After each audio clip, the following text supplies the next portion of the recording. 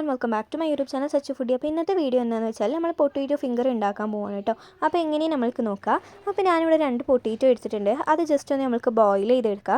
എന്നിട്ട് നമ്മൾക്ക് സ്മാഷർ വെച്ചിട്ട് നന്നായിട്ടൊന്ന് സ്മാഷ് ചെയ്തെടുക്കണം. എന്നിട്ട് നമുക്ക് ഇതിലൂടെ 1 ടേബിൾ സ്പൂൺ മുളക് പൊടി, ആവശ്യത്തിനുള്ള ഉപ്പ്, കുറച്ച് ഗാർലിക് പൗഡറും പിന്നെ കുറച്ച് മൈദയും കൂടി ആഡ് ചെയ്ത് കൊടുത്തിട്ട് കുറച്ച് കൊറിയാണ്ടർ ലീവ്സും കൂടി ഒന്ന് സ്പ്രെഡ് ആക്കിയിട്ട് കുറച്ച് ചില്ലി ഫ്ലേക്സും കൂടി ഇട്ടിട്ട് നമുക്ക് നന്നായിട്ടൊന്ന് മിക്സ് ആക്കിയിട്ട് ഇതാ ഈ കാണുന്ന പോലെ ഒന്ന് ആക്കിയെടുക്കാം കേട്ടോ. എന്നിട്ട് നമ്മൾക്കൊരു ബട്ടർ ഷീറ്റ് എടുത്തിട്ട്, ബട്ടർ ഷീറ്റ് അല്ലെങ്കിൽ നമ്മൾക്ക് ജസ്റ്റ് ഒരു പേപ്പർ എടുത്തതിന് ശേഷം അതിൽ കുറച്ച് ഓയിൽ സ്പ്രെഡ് ചെയ്താൽ മതി.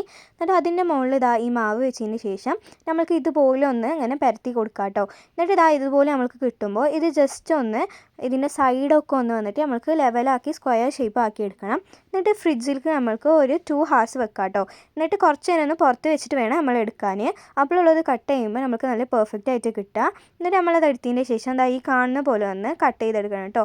പൊട്ടേറ്റോ ഫിംഗർ ആയതുകൊണ്ട് ഇതാ ഇതുപോലെ ഒന്ന് കട്ട് ചെയ്തിട്ട് ഇത് എടുത്തിട്ട് നമ്മൾ നല്ല തിളച്ചിട്ടില്ല ആ എണ്ണയിലോട്ട് ഒന്ന് ഇട്ട് കൊടുത്തിട്ട് നന്നായിട്ടൊന്ന് ഗോൾഡൻ ബ്രൗണിഷ് കളറായിട്ട് വരുന്നവരെ ഒന്ന് ഫ്രൈ ആക്കി എടുക്കുക. 2 സൈഡ് തിരിച്ചിട്ടിട്ട് നന്നായിട്ടൊരു ഗോൾഡൻ ബ്രൗണിഷ് ആക്കി എടുക്കണം കേട്ടോ.